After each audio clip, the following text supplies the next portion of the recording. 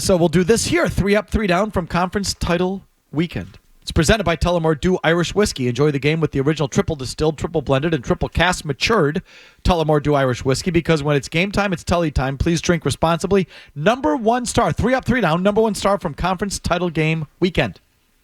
So just to let you know, I'm staying away from the flashy offensive people because Mazz will probably cover them. But I'm going number 1, Jaylen Carter, the Eagles' defensive tackle. He's been incredible this postseason. Arguably defensive player of the year on the whole. He's been incredible.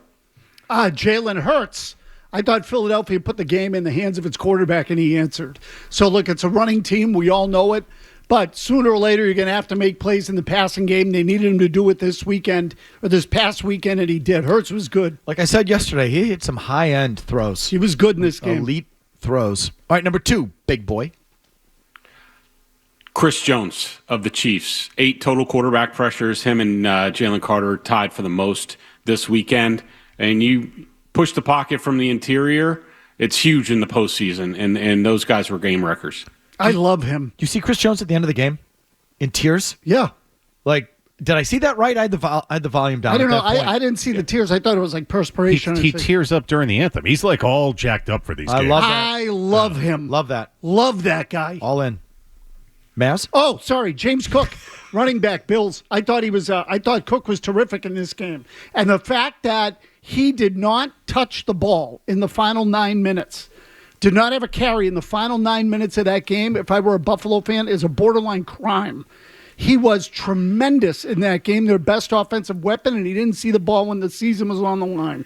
Number 3, Greg. Mazz, I agree with you on that, Mazz, but I will say I wonder if James Cook really struggled in pass protection in that game. He was brutal at times. I wonder if that factored into him not being on the field quite as much. And, I did wonder that. That's a big, that's a big part of the game, especially when you're trying to come from behind at the end. Number 3 for me is somebody who I heard your conversation yesterday about possible Hall of Famers with the Chiefs. I thought this was somebody that you left off the list. Joe Thuney. Here we go. A Hall of Famer, Joe Thuney. You're kidding me. Hang on. Joe Thuney moved out to left tackle, had a clean sheet. 0 pressures in the game. Did you hear much from Rousseau and the other Bills edge guys, Von Miller? No, it's because Joe Thuney is awesome. And, by the way, his Hall of Fame case, he has 4 Super Bowl titles, going for a 5th, and he has 4 All-Pro nods, 2 first team. He's getting pretty close to Hall of Fame status. Hall of Famer Joe Thuney. How about that? I told you. I wondered about him yesterday. I said that to you off the air. Another guy they wouldn't pay.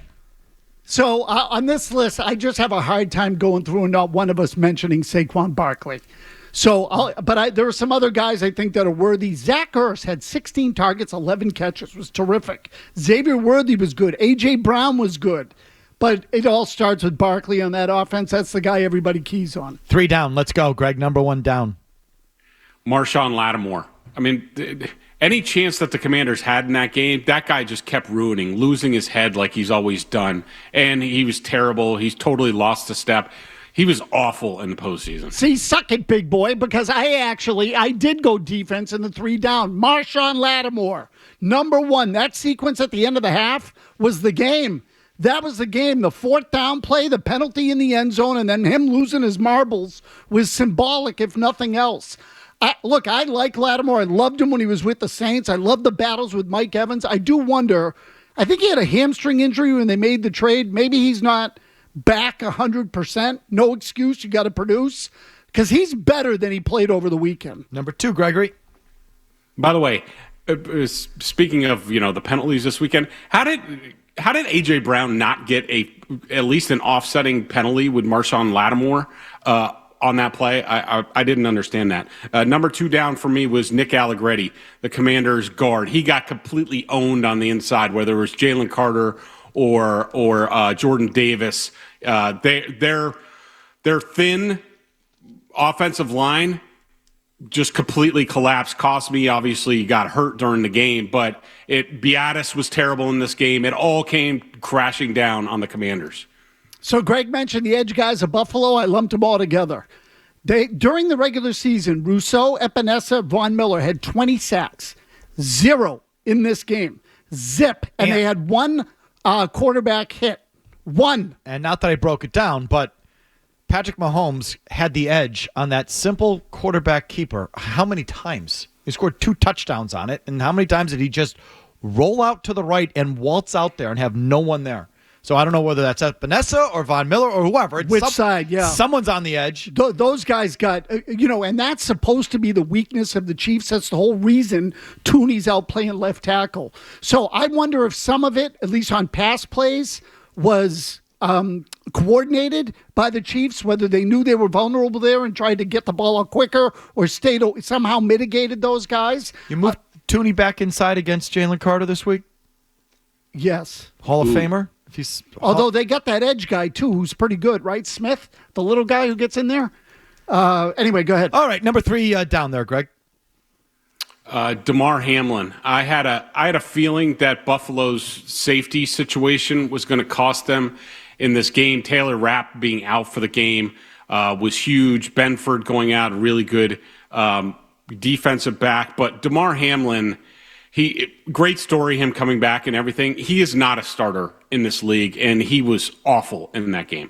So I went Austin Eckler. I thought he was a complete non-factor for the Commanders in this game. He didn't run the ball well. When he did catch, he didn't get many yards. He had the huge fumble getting up off the ground. So, again, not necessarily in that order.